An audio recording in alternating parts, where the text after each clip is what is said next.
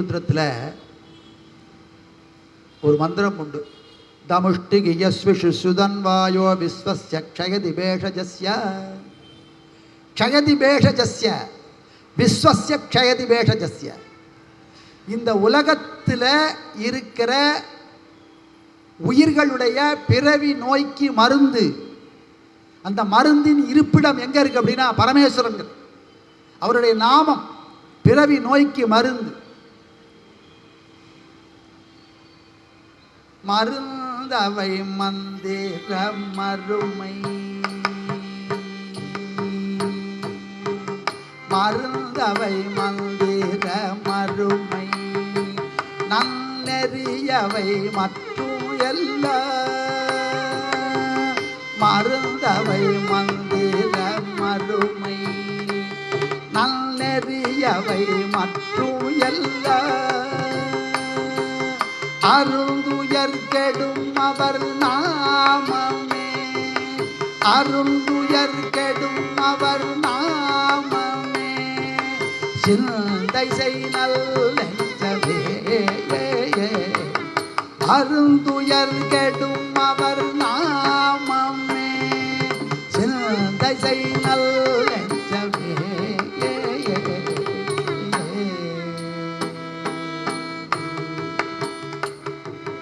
பொருந்துதன் புறவில் கொன்றை, பொருந்துதன் புறவில் கொன்றை. சொரிதர பைம்பூ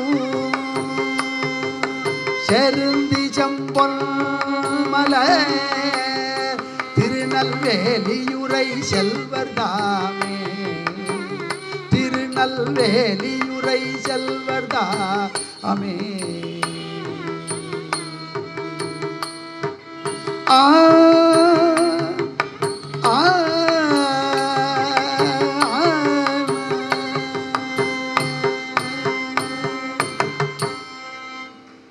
மருந்தவை மந்திர நெறி, மருந்தவை மறுமைக்கு நெறியவைங்கிற. அதான் மருந்து, அதான் மறுமைக்கு நெறி. அருந்துயர் கெடும் அவர் நாமமே. சிந்தை செய் நல்ல நெஞ்சமே, நல்ல நெஞ்சமே அவருடைய நாமத்தை சிந்தை செய் அப்படின்னு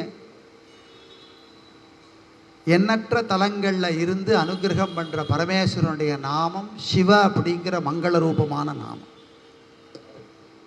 கம்பா நதிக்கரையில் அம்பாள் தன்னுடைய கரங்களால் மண்ணை பிடிச்சி வச்சு சிவலிங்கமாக பூஜை பண்ணா அப்படிங்கிறது காஞ்சிபுர க்ஷேத்திர மகிமை. காமாட்சி தன் கரங்களால் கம்பா நதிக்கரையில் ஒரு மாமரத்துக்கு கீழே மண்ணால தான் பிடித்து வைத்த சிவலிங்கத்துக்கு பூஜை பண்ணி பரமேஸ்வரன் பிரத்யட்சமானார். இந்த காஞ்சி ஸ்தல புராணத்தில் அம்பாள் கேட்குறா பரமேஸ்வரன், இப்படி எண்ணற்ற தலங்கள் இருக்கே தமிழ்நாட்டில், பஞ்சபூத ஸ்தலங்கள், சப்த விடங்க ஸ்தலங்கள், சப்தஸ்தான ஸ்தலங்கள், பஞ்சபிரம்ம ஸ்தலங்கள். நான் சிவநாம மகிமைன்னு சொல்லிட்டு தலத்தை பற்றி சொல்கிறேன்னு சொல்லாதீங்க, நினைக்காதீங்க. என்னென்னா இன்றைக்கி நம்ம ஒவ்வொரு தலத்துடைய மகிமையும் கருத்தில் கொண்டு அனுபவிக்க வேண்டிய அவசிய கட்டாயத்தில் இருக்கும். ஏன்னா ஒவ்வொரு ராஜாக்களும் கட்டின பல ஏக்கர் விஸ்தீரணம் உள்ள ஆலயங்களில் பக்தாளே இல்லைங்கிற ஒரு பரிதாப நிலையில் இருக்கும்.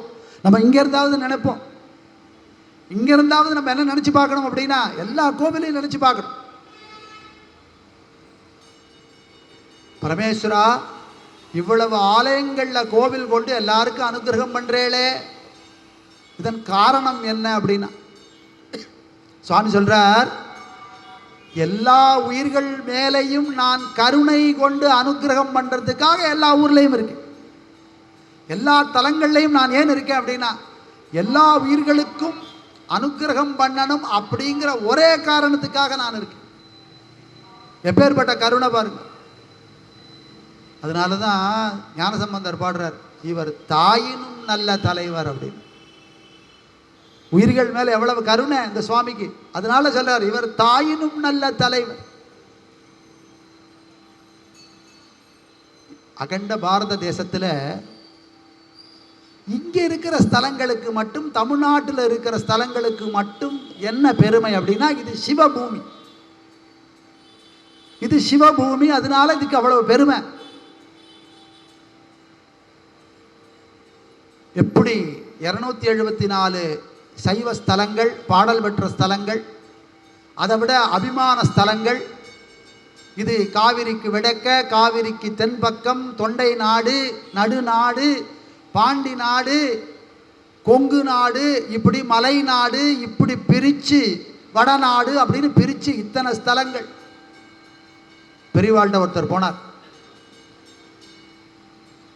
நான் ஜோதிர்லிங்க க்ஷேத்திரங்கள்லாம் போய் தரிசனம் பண்ணிட்டேன்னு ஒரு பெரிய பெரம்பு கூடையில் அந்த க்ஷேத்திரங்கள்லேருந்து பிரசாதங்கள்லாம் எடுத்துகிட்டு பெரியவாழ்கிட்ட சமர்ப்பிக்கணும், உத்தரவு வாங்கிட்டு போவான். போயிட்டு வரேன், அப்புறம் போயிட்டு வந்ததுக்கப்புறம் பிரசாதம் கொடுப்பா. பிரசாதம் வாங்கிட்டு பெரியவா எல்லாத்தையும் கேட்பார். ஓ எங்கெங்கே போயிட்டு வந்த, என்னென்ன ஆச்சு எல்லாம் கேட்பார். ஏன்னா அந்த க்ஷேத்திரத்து மகிமையெல்லாம் அவன் பார்த்தானா, தெரிஞ்சுட்டானா, தெரிஞ்சுக்கலைன்னா அந்த விஷயத்தையும் சொல்லுவார். மகான்கள் எப்படி அப்படின்னா, நம்மளுடைய அறியாமையை போக்கி நமக்கு அறிவூற்ற தாய் மாதிரி அவன். சாதுக்களை பற்றி சொல்கிற போது அப்படி தான் சொல்கிறான். நம்மளுடைய அறிவின்மை நமக்கு நிறைய அறியாமை உண்டு. அப்படி பிரசாதத்தெல்லாம் வாங்கிட்டோன்னா ரொம்ப பேஷ், எல்லா ஸ்தலத்துக்கும் போயிட்டு வந்துட்டியா, ரொம்ப சந்தோஷம். நீ 12 ஜோதிர்லிங்க க்ஷேத்திரங்களை பார்த்தே இல்லையா, அற்புதம், ஆனந்தம். நீ ஜோதி மகாலிங்கத்தை பார்த்துருக்கியோ, அவர் இவ்வளவு 12 க்ஷேத்திரமுத்திலையும் ஜோதி மகாலிங்கம்னு ஒரு க்ஷேத்திரமும் இல்லையே, பெரியவா என்ன இப்படி சொல்கிறாளே அப்படின்னு மனசில் இருந்தது. நீ ஜோதி மகாலிங்கத்தையும் பார்க்கணும், ஆத்மலிங்கத்தையும் தரிசனம் பண்ணணும் அப்படின்னு இந்த க்ஷேத்திரங்கள்லாம் போயிட்டு வந்தாலும் அந்த 2 க்ஷேத்திரத்துக்கும் போயிட்டு வா அப்படின்னு சொல்லி ஒரு உத்தரம். பெரியவாள்கிட்ட கேட்குறா, ஜோதி மகாலிங்கம்னா எங்கே இருக்கார் அவர் சுவாமி அப்படி. உனக்கு திருவிடமருதூர்னு ஒரு க்ஷேத்திரம் இருக்கு இல்லையா, அந்த திருவிடமருதூர் க்ஷேத்திரத்தில் இருக்கிற மகாலிங்க மூர்த்தி தான் ஜோதி மகாலிங்கம். போயிட்டு வந்துடுறேன் பெரியவா, அது ஜோதிர்லிங்க க்ஷேத்திரமா அப்படின்னா, ஜோதிர்லிங்க க்ஷேத்திரங்களாக பாரதம் முழுக்க இருந்தாலும் தமிழ்நாட்டில் இந்த ஒரு க்ஷேத்திரத்தை போய் தரிசனம் பண்ணிட்டு வந்தால் அத்தனை ஜோதிர்லிங்க க்ஷேத்திரத்தையும் தரிசனம் பண்ண பலனை இந்த மூர்த்தி கொடுத்துரு.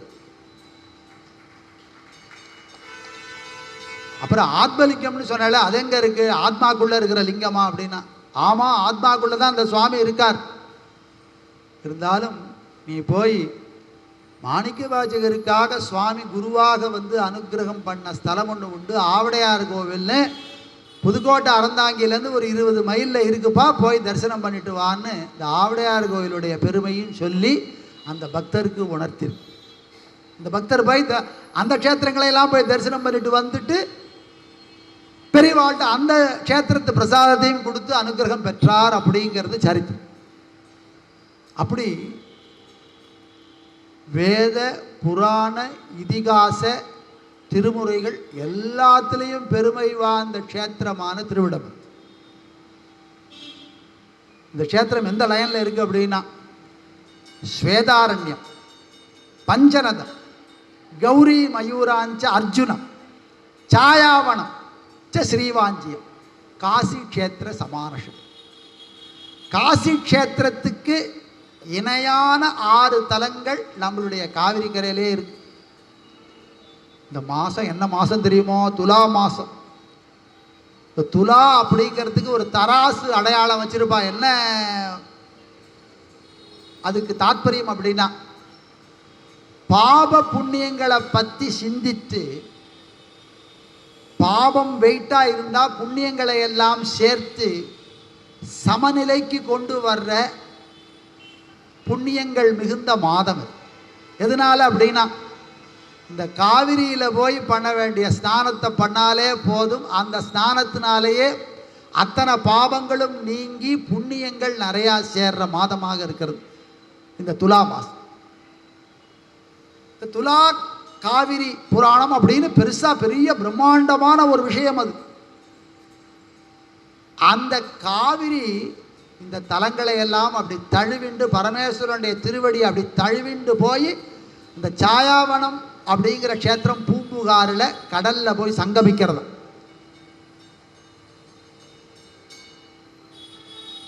வேதாரண்யம்னு ஒரு க்ஷேத்திரம், திருமறைக்காடு. அந்த க்ஷேத்திரத்தில் பகவத் ரிஷி அப்படின்னு சொல்லப்படுற ஒரு ரிஷி, அவர் பிரம்மச்சாரியாகவே இருக்கார். அவருக்கு ஒரு தாயார், வயசான தாயார். இந்த தாயாருக்கு அவ்வளவு சிசுருஷையும் பண்ணுறார். கூட 2-3 சிஷ்யா அவருக்கு. அனுஷ்டானங்கள், ஸ்தானங்கள், அனுஷ்டானங்கள்லாம் பண்ணி, தபசு நிறையா பண்ணி, ஜபங்கள்லாம் பண்ணி, அதனால பல சித்திகள்லாம் வரப்பட்டவர். இருந்தாலும் தாயாருக்கு பண்ணுற சேவையை விடாமல் பண்ணிட்டு அம்மா சொல்கிறா, நான் இன்னும் ரொம்ப காலம் இருக்க போகிறதில்ல, என்னுடைய அந்திம காலம் வந்துருத்துனா அந்த சம்ஸ்காரங்கள்லாம் பண்ணி என்னுடைய அஸ்தியை கொண்டு போய் ஒரு புண்ணிய க்ஷேத்திரத்தில் கரைக்கணும். எந்த க்ஷேத்திரத்தில் இந்த அஸ்திகள்லாம் புஷ்பமாறதோ அந்த க்ஷேத்திரத்தில் இருக்கிற தீர்த்தத்தில் நீ கரைக்கணும்ட்டா. அதுக்கு பேர் சொல்லிட்டா அவிமுக்த க்ஷேத்திரம் அப்படின்ட்டா. அவர் என்ன நினச்சுட்டார், அவிமுக்தம்னா காசி, கங்கை கரையில் இருக்கிற காசி தான் அவிமுக்த க்ஷேத்திரம்னு ஒரு மனசுக்குள்ளே நினச்சுட்டார். அம்மா அதை தான் சொல்கிறா போல இருக்கு. அந்த அம்மாவுடைய இறுதி காலமும் வந்துடுத்து. அவளுக்கு தேவையான சம்ஸ்காரங்கள்லாம் பண்ணார். பண்ணிட்டு அந்த அஸ்தியை ஒரு பானையில் வச்சு எடுத்துட்டார். எடுத்து மூடிட்டார். நம்ம நேர காசிக்கு தான் போகணும். அவர் சொல்லியிருக்கா, எந்த க்ஷேத்திரத்தில் என்னுடைய ஹஸ்தி புஷ்பமானதோ அந்த க்ஷேத்திரத்தில் இருக்கிற தீர்த்தத்தில் கரைச்சிடும். இவர் வேதாரண்யத்திலேருந்து அப்படி கிளம்புறார். கிளம்பி ஒவ்வொரு ஊராக தாண்டி அப்படி வரணும் இல்லையா,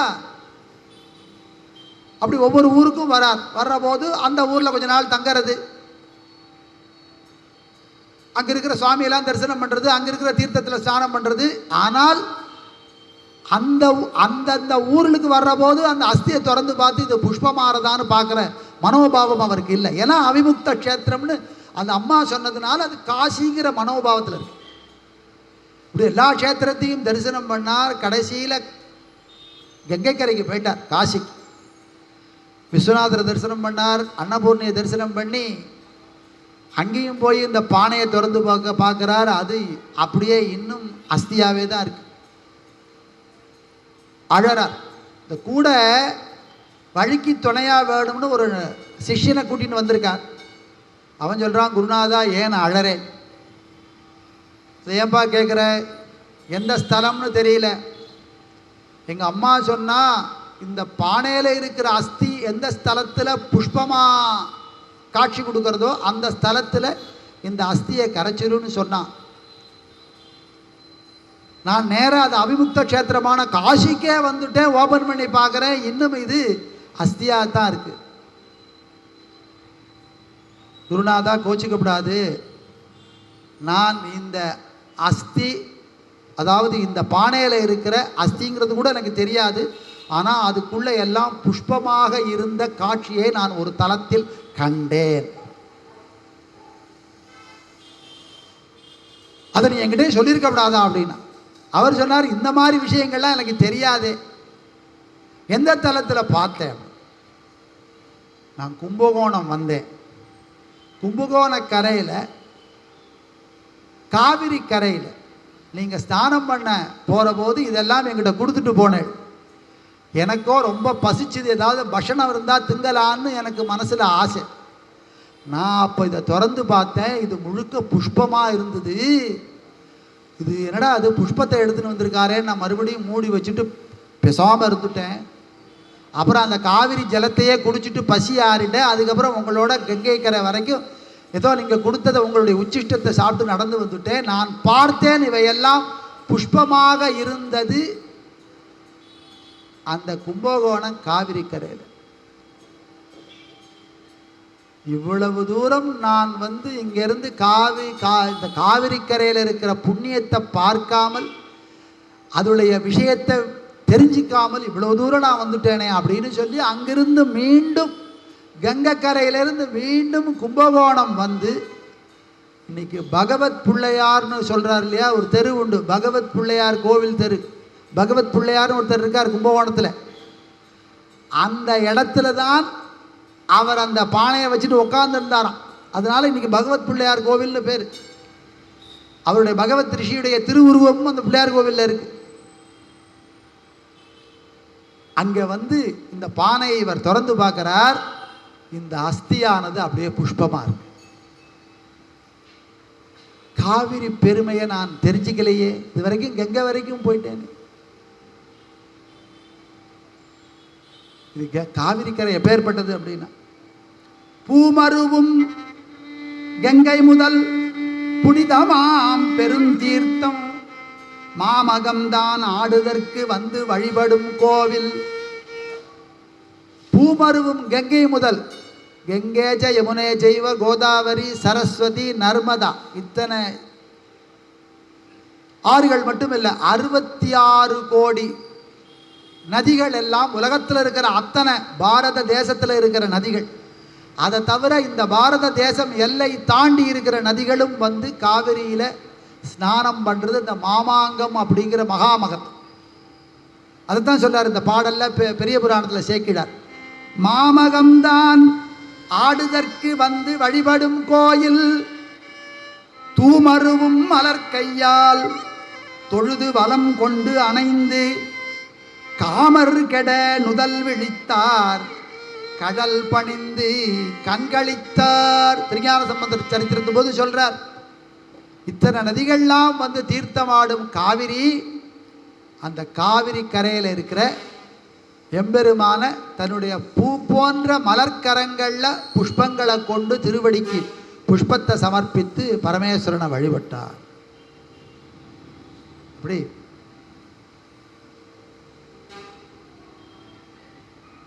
பல புண்ணியங்களை எல்லாம் அனுகிரகம் பண்ணுற க்ஷேத்திரங்கள் காவிரி கரையில் இருக்குது.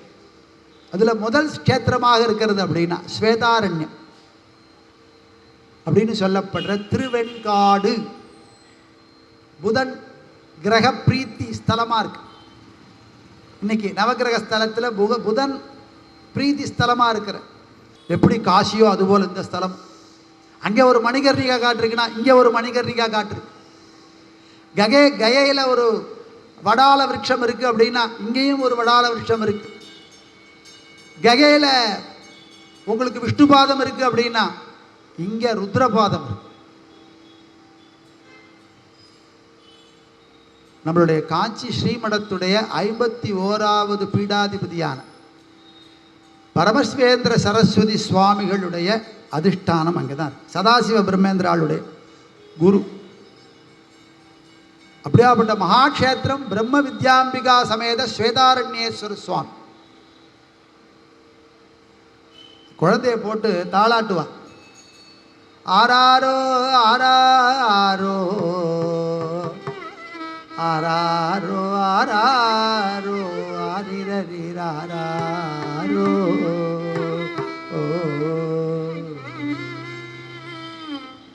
சங்கு முகமாடி சாயாவனம் பார்த்து முக்குளமும் மாடி முத்தி பெற வந்தானோ.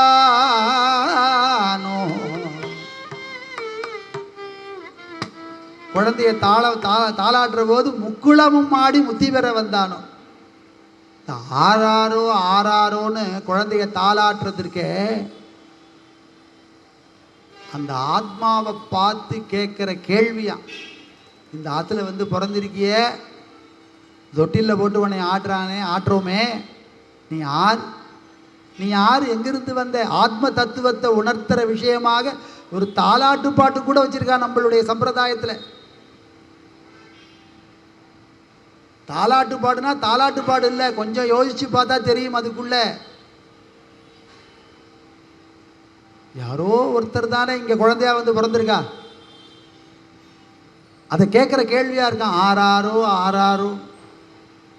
அப்படி சங்குமுகம் மாடி சாயாவனம் பார்த்து முக்குளமும் மாடி முத்தி பெற வந்தானோ. இது என்னடா அது முக்குளம்னு பார்த்தா, இந்த முக்குளம்ங்கிறது இந்த க்ஷேத்திரம் தான். இந்த ஸ்வேதாரண்யம் அப்படிங்கிற க்ஷேத்திரம் தான் முக்குள க்ஷேத்திரம். சந்திர புஷ்கரணி, சூரிய புஷ்கரணி, அக்னி தீர்த்தம் மூன்றும் ஒரே ஆலயத்துக்குள்ள இருக்கிறதாக முக்குளமும் மாடு. அச்சுத கலப்பர் அப்படின்னு சொல்லி பெரிய ஞானியவர், பெரிய படிப்பாளி, சைவத்தில் கரை கண்டவர். அவருக்கு குழந்தை இல்லை. குழந்தை வேணும்னு சொல்லி ரொம்ப பிரார்த்தனை பண்றார். எல்லா க்ஷேத்திரத்துக்கும் போறார். அப்போ அவருடைய குரு ஒருத்தர் இருக்கார், குலகுரு. அவர்கிட்ட போய் கேட்கிறார், குழந்தை பிறக்கிறதுக்கு என்ன வழி, என்ன பிராயச்சித்தம் பண்ணணும், அதுக்கு என்ன பிரீதி பண்ணணும் அப்படின்னு. அவர் என்ன சொன்னார் அப்படின்னா, தேவார திருமுறைகள் பாராயணம் பண்ணா அதுக்கெல்லாம் ஒரு பலன் உண்டு. எப்படி வேத மந்திரங்களுக்கு எப்படி ஒரு பலனோ அதே போல திருஞான சம்பந்தர், திருநாவுக்கரசர், சுந்தரமூர்த்தி சுவாமிகள், மாணிக்கவாசகர் இவாளுடைய வாக்கிலிருந்து வந்த வச்சனாமிருதங்கள் அவ்வளவும் இதை சுவாமி தன்னுடைய காதால கேட்டிருக்கார். வேதங்களாகவே இருக்கிற சுவாமி, ஆனா சுவாமி உகந்து கேட்டது எது அப்படின்னா,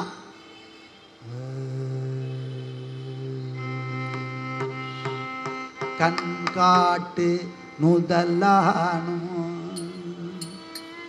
கண்காட்டு முதலானும், கண்காட்டு முதலானும், கண்ணல் காட்டும் கையானும், கண்காட்டு முதலானும், கண்ணல் காட்டும் கையானும், பெண் காட்டும் உருவானும், பெண் காட்டும் உருவானும், பிறை காட்டும் சடையானும், பண் காட்டும் இசையானும், பயிர் காட்டும் புயலானும், பெண் காட்டில் உறைவானும், பெண் காட்டில் உறைவானும், விடை காட்டும் கொடியானி, விடை காட்டும் கொடியானி. ஏ